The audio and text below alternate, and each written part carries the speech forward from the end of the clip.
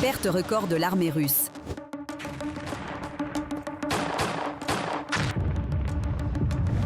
Les assauts de chair à canon. Nous avancions comme de la chair à canon, simplement envoyée à l'abattoir. Les gens étaient tout simplement jetés dans le hachoir à viande. Les meurtres de soldats par leur propre commandant. Nous partirons tous dans des sacs mortuaires. Pour la première fois, en plus de 4 ans de guerre à grande échelle, le contingent de l'armée russe en Ukraine a commencé à diminuer. Les forces armées ukrainiennes tuent plus de soldats russes que le Kremlin ne peut en recruter. Pourquoi les autorités cherchent-elles frénétiquement de la chair à canon parmi les étudiants et les employés du secteur public? Pourquoi l'Ukraine s'est-elle fixé l'objectif précis d'éliminer au moins 50 000 occupants par mois? À quoi servira la réalisation de ce plan? Et est-il vrai que le temps ne joue plus en faveur de Poutine et que la Russie est déjà en train de perdre cette guerre? Regardez le reportage spécial. Le hachoir à viande du Kremlin. Comment les pertes records de la Russie approchent la fin de la guerre.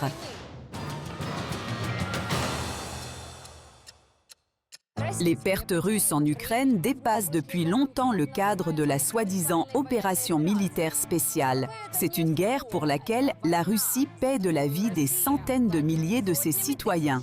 C'est déjà reconnu par les correspondants de guerre pro-Z, les propagandistes et même des responsables gouvernementaux. L'avancée sur le front ralentit et le nombre de cercueils arrivant d'Ukraine ne cesse d'augmenter.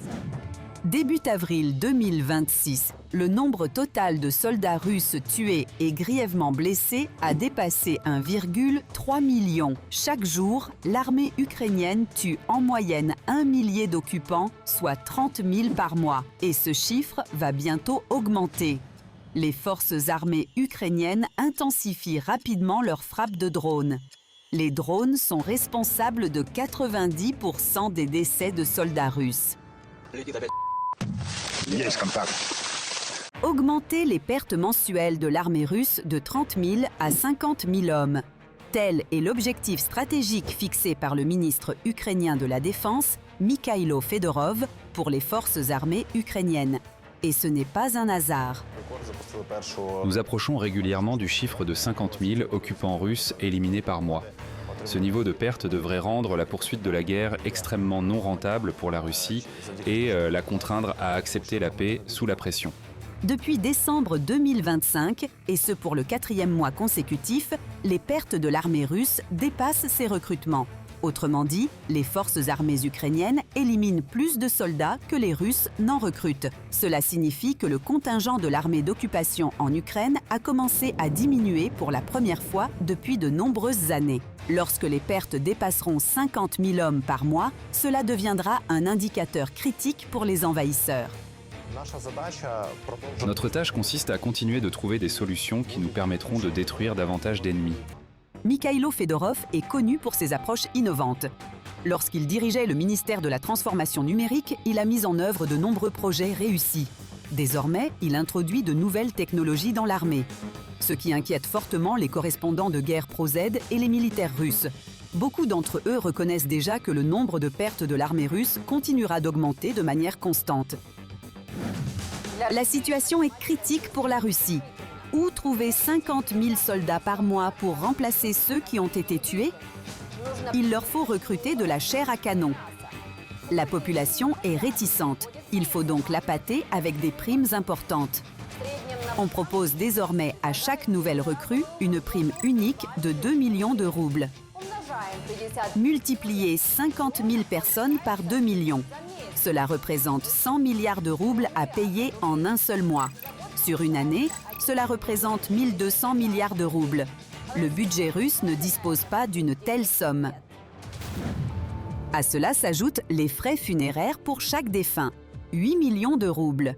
Si l'on additionne ces dépenses, les versements aux recrues et aux familles des tués pour la seule année s'élèveront à 6 milliards de roubles.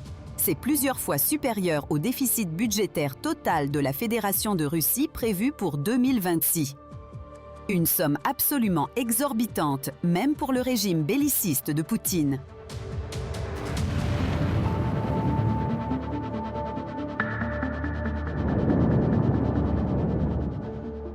l'Ukraine, en revanche, les calculs sont aujourd'hui plus favorables. En moyenne, éliminer un occupant à l'aide de drones coûte 878 $, a déclaré le commandant des forces des systèmes sans pilote, Robert Madyar-Brovdi.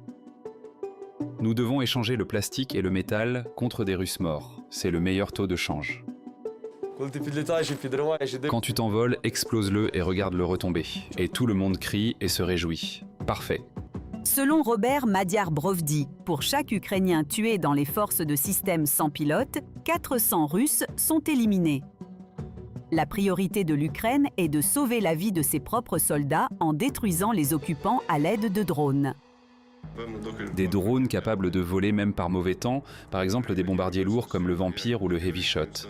Il a effectué une première mission, a été immédiatement mis à l'abri pour sécher, puis a effectué une seconde mission. Lorsque l'Ukraine, grâce à l'utilisation de drones, portera le nombre de pertes parmi les occupants à 50 000 par mois et maintiendra ce niveau pendant une période prolongée, les réserves de l'armée russe seront extrêmement faibles. Elles ne pourront tout simplement pas être comblées. Les forces d'occupation ne reçoivent plus le nombre nécessaire de soldats entraînés pour mener des opérations de combat actives dans les zones prioritaires. Elles devront retirer leurs réserves d'autres zones moins prioritaires. Si nous procédons ainsi, en détruisant plus de soldats qu'elles ne peuvent en mobiliser en 6 mois, leurs réserves seront épuisées et, par conséquent, leurs capacités offensives seront également réduites. Si nous agissons en 9 mois, cela pourrait avoir des conséquences irréparables pour la capacité de la Russie à mener des opérations offensives. L'Institut américain pour l'étude de la guerre, ainsi que les services de renseignement militaires britanniques et Bloomberg ont déclaré que les pertes russes excèdent le rythme de recrutement. Et il devient difficile de le dissimuler, même en Russie. Les principaux blogueurs russes pro-gouvernementaux sont contraints d'admettre que des dizaines de milliers de soldats russes meurent chaque mois, bien plus que durant les premières années de la guerre. En 2022 et 2023, le ratio de morts par rapport aux blessés était assez élevé. 1 pour 5, 1 pour 6. Désormais, avec le début de la guerre des drones, ce nombre a considérablement diminué, atteignant presque 1 pour 1 dans certaines régions. Et la principale raison de cela est la supériorité de l'Ukraine en matière de drones. Ils ont beaucoup travaillé pour corriger leurs erreurs et ont fait beaucoup d'efforts pour améliorer leurs conditions techniques. La grande majorité des soldats russes meurent avant même d'atteindre les positions ukrainiennes, comme le reconnaissent également les correspondants de guerre pro-Z. Le propagandiste Yuri Kotenok, qui se rend régulièrement sur le front, affirme que les drones détruisent 90% des soldats d'assaut de l'armée russe. Autrement dit, 8 ou 9 soldats meurent en chemin, sans jamais engager le combat, sans même apercevoir l'ennemi. La plupart des pertes sont dues aux drones FPV. Ces drones d'attente déployés en masse par les forces ukrainiennes. Les drones de la série Baba Yaga font des ravages, larguant leurs missiles sur des groupes de soldats à découvert comme dans les abris. Résultat, un nombre de victimes considérablement accru, une ligne de front gelée. En mars 2026, les avancées des troupes russes étaient minimes. Même lorsque les occupants parviennent à s'implanter, cela ne peut pas toujours être considéré comme un contrôle territorial total. Voilà tous ceux d'entre nous qui sont restés, ceux qui ont réussi à atteindre ces positions. Nous sommes sous les décombres, la maison est complètement détruite. Là, il y a un gars mort. Il a tenu 2 jours, sa jambe a été arrachée. Et il n'y a ni évacuation, ni nourriture, ni eau. Les commandants continuent d'envoyer au combat même les blessés. Des soldats sont même contraints de marcher jusqu'aux positions ukrainiennes avec des béquilles. Ces vidéos sont de plus en plus fréquentes.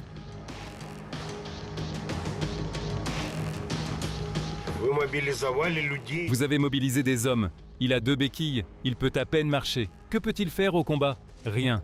Et vous avez mobilisé des hommes comme ça. On peut les compter sur les doigts d'une main. Ils ont tous été tués. Ceux qui refusent de participer à l'assaut sont jetés nus dans des fosses. Ils l'ont enterré dans une fosse pour avoir refusé d'aller mourir en mission de combat. Ils les gardent dans des sous-sols, les attachent à des arbres et les battent.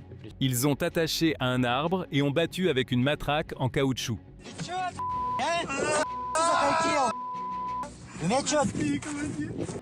Après tout cela, de nombreux soldats craquent moralement et acceptent de participer à un assaut sciemment meurtrier, juste pour mettre fin à leur souffrance. Les Russes sont traités comme de la chair à canon. Pour un commandant, ils ne valent pas plus que des balles. Ceux qui protestent sont tout simplement tués. Ou, comme disent maintenant les Russes, remis à zéro. Et ces remises à zéro deviennent massives. Voici le témoignage d'un ancien soldat qui a réussi à s'échapper de Russie. Lors d'une réunion dans notre division, on a dit qu'ils n'étaient pas morts au combat. Ils avaient en réalité été abattus. Mais le plus souvent, les commandants envoient un soldat vers les positions ukrainiennes, pratiquement sans armes, simplement pour que les forces armées ukrainiennes gaspillent des obus ou des drones à son encontre. Le soldat d'assaut russe Roman Kanin, de la 60e brigade, a enregistré une adresse à Poutine dans laquelle il a parlé des énormes pertes de l'armée russe. Selon lui, les soldats ne reçoivent souvent même pas de nourriture ni d'eau potable, mais continuent d'être envoyés à l'abattoir. C'est un véritable chaos qui se passe ici. Combien de gens ils attrapent? Combien de gars sont déjà morts? Pourquoi? Pour ces zones forestières désertes. Après cette vidéo, je ne serai plus là, ils vont se débarrasser de moi. Personne ne répond aux questions. Ici, il n'y a que des morts. Nous étions plus de 20 personnes. Je suis resté seul. Sans formation, sans équipement, sans évacuation ni soutien de base, ils sont envoyés aux assauts où leurs chances de survie sont minimes. On va tous partir dans des sacs mortuaires. J'ai traversé tellement d'horreurs, enjambé tant de cadavres. C'est atroce. Qu'est-ce qui va m'arriver? Je finirai probablement de la même façon. Notre commandement, bande de PD. Ils se foutent de nous. Tu as signé un contrat et tu n'es que de la chair à canon pour eux. Ce sergent russe a été grièvement blessé. Il a plus de 40 éclats d'obus dans le dos, les bras et les jambes. Malgré cela, il continue d'être envoyé en mission d'assaut. Mon contrat est terminé, personne ne me renvoie chez moi. La situation sur le front est déjà qualifiée de véritable hachoir à viande. Des dizaines de milliers de soldats s'y retrouvent piégés chaque mois. Ils meurent rapidement et sont aussitôt remplacés par la nouvelle chair à canon. Et ainsi de suite. Des soldats ukrainiens racontent qu'en ramassant les corps des Russes sur le champ de bataille, ils constatent, d'après leurs papiers, que ces hommes ont été envoyés au front presque aussitôt après avoir signé leur contrat, sans formation adéquate, sans expérience et sans aucune chance de survie.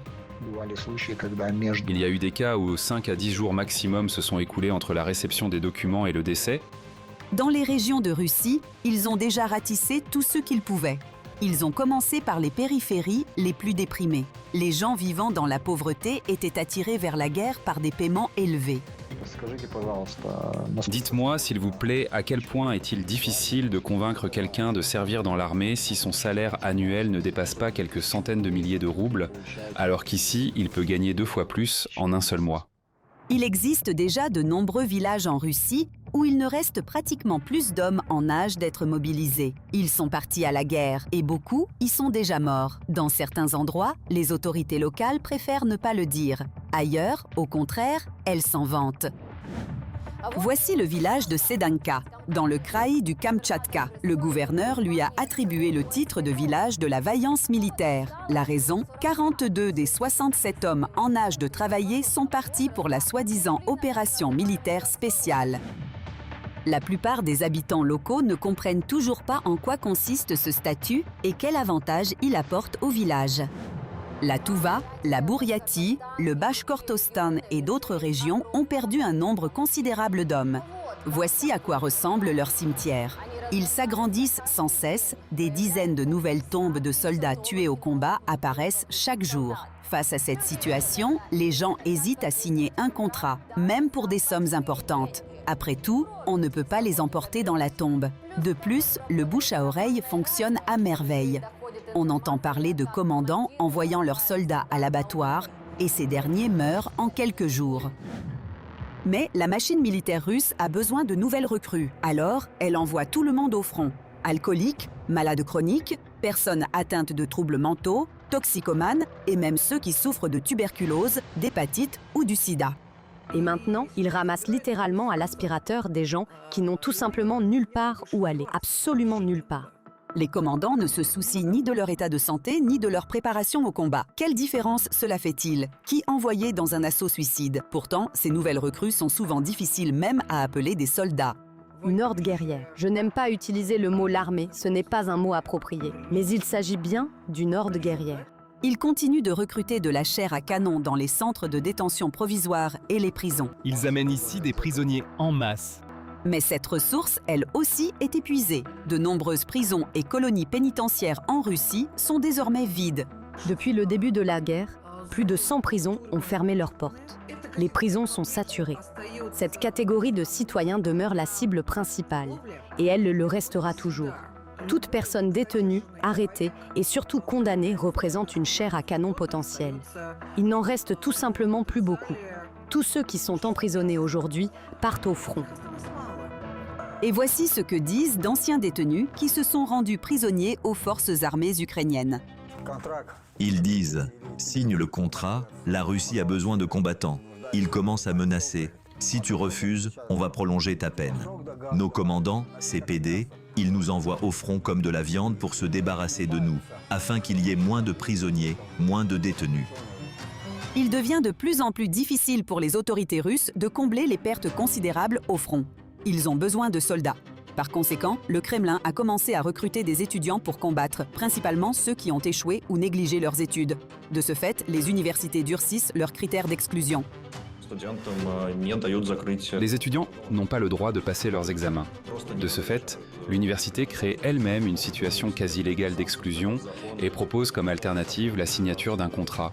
Signez un contrat pour une soi-disant opération militaire spéciale et vous obtiendrez un congé académique. Sinon, vous serez expulsé. Vous recevrez alors un ordre de mobilisation et vous partirez quand même à la guerre. Voilà comment ils font pression sur les étudiants. Ils leur promettent qu'ils piloteront des drones en toute sécurité et dans un confort relatif. Et le contrat ne serait soi-disant que pour 1 an. Mais tout cela n'est que mensonge. Ce sera un contrat à durée indéterminée. Il se terminera par le transfert des étudiants dans les troupes d'assaut. Et ce sera un aller simple. Cependant, les recruteurs du ministère de la Défense restent discrets à ce sujet. En guise d'appât, ils laissent les étudiants piloter un drone. Les professeurs participent également activement au recrutement. La patrie l'exige, il faut le faire. D'où vient cette peur? Allez-vous arriver dans un cercueil de zinc? Je vous dis, allez-y maintenant, vous aurez votre diplôme. Inutile de traîner jusqu'en juin. Êtes-vous tous des lâches? Pourquoi restez-vous là à avoir peur? On recourt aux insultes et à la manipulation. Y a-t-il des hommes ici? J'ai honte de vous. Enlevez vos pantalons, mettez des jupes et des nœuds. Voilà ce dont se vante un professeur de l'Université technique de Moscou. 4 personnes sont parties dans l'armée. Moi, j'étais heureux, satisfait, je me moquais des gens et en plus, j'ai été payé pour ça. Des étudiants du collège Petrovski de Saint-Pétersbourg ont également donné leur accord et signé le contrat. Ils étaient persuadés de pouvoir piloter les drones directement depuis la ville, sans avoir à se déplacer. Mais ils ont été dupés et maintenant, on les prépare à les envoyer au front. Ils sont furieux, mais impuissants. Ils ont tout signé eux-mêmes. Ils recherchent même de la chair à canon parmi les écoliers. On les incite et les prépare à partir à la guerre dès qu'ils auront 18 ans. Par exemple, des représentants des bureaux de recrutement militaire rendent visite aux lycéens de Krasnodar. Ils s'entretiennent individuellement avec eux, puis leur demandent de signer une déclaration adressée aux responsables du centre de recrutement, attestant de leur engagement volontaire et de leur promesse de signer un contrat à l'âge de 18 ans. Le pouvoir essaie également de transformer les chefs d'entreprise, publics comme privés, en recruteurs. Ainsi, le gouverneur de la région de Ryazan, Pavel Malkov, a signé un décret les obligeant à effectuer des tâches de sélection de candidats pour le service militaire sous contrat. Une entreprise de 150 à 300 employés doit fournir 2 recrues.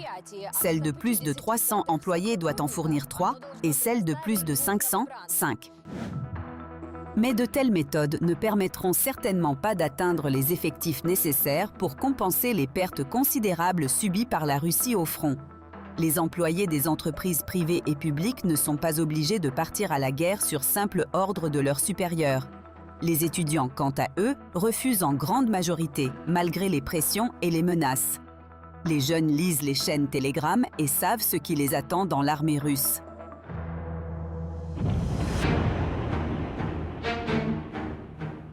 Les régions augmentent les primes uniques pour la signature des contrats. Mais même ces mesures ne donnent pas à Poutine les résultats souhaités. Le bouche à oreille et les chaînes Telegram répandent la rumeur que les soldats russes ne gagneront rien grâce à cette prétendue opération militaire spéciale, notamment parce qu'ils sont contraints de payer des pots de vin à leurs commandants, d'acheter leur propre équipement et de contribuer aux réparations des véhicules et du matériel militaire. Je me suis acheté un gilet pare-balles à 73 000 roubles, plus 2 plaques balistiques à 15 000 roubles chacune. Voilà ce que je dépense pour moi. L'uniforme coûte 10 000 roubles, la nourriture, si tu veux manger, si tu veux fumer, et tout le reste. Tout ce que fournit le ministère de la Défense est insuffisant pour combattre. On ne peut même pas marcher avec cet uniforme. Pourquoi dépense-t-on autant d'argent pour nous-mêmes? Il faut acheter des motos, l'internet, de l'eau, de la nourriture. Il faut tout acheter, absolument tout, mais rien n'est fourni. Tout cela décourage même les Russes les plus indifférents à la vie et désespérés par une misère extrême de signer un contrat. Le nombre de volontaires prêts à signer un contrat diminue de mois en mois et les pertes au front augmentent. C'est comme une cruche percée. On essaie d'y verser de l'eau, mais elle continue de s'écouler. Les effectifs de l'armée russe en Ukraine diminuent actuellement lentement mais sûrement. Et cette baisse s'accélérera avec le temps. Après tout, Poutine n'a aucune intention de mettre fin à la guerre et continuera de chercher de nouveaux moyens de renouveler la chair à canon. Mais la tendance reste inchangée. Plus les recrues russes attaquent l'Ukraine, plus elles restent en nombre dans le Tchernosium ukrainien. Yana Vovk, reportage spécial.